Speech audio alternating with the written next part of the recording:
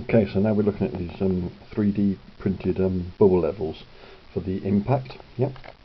So the first one I made had shoved the spirit levels shoved to that hole there. Yeah, and it's closed on that end.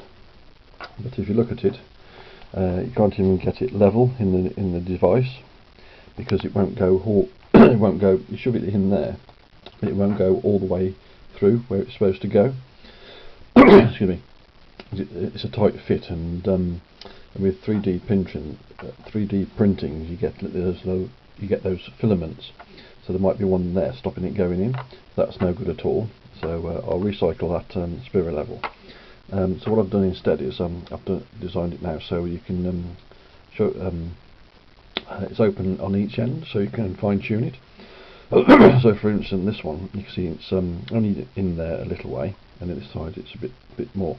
But what I found is, if you get it, if you want to look at the bubble inside the thing and get it level inside the device rather than the lines, although that's in the lines as well. It doesn't really matter if it's off center in the device, as long as it's level on the device.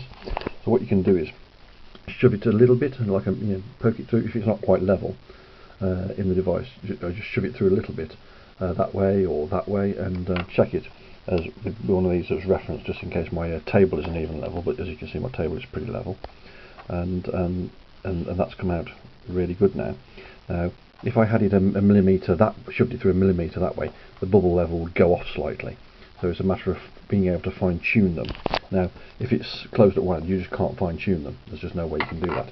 So this open-ended on each end is a much better way of having them.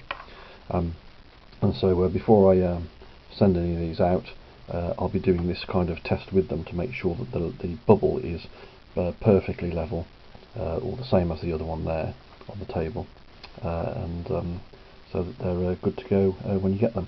Now, if you do think it's in there really tight, it's not glued in or anything, it's a really snug fit.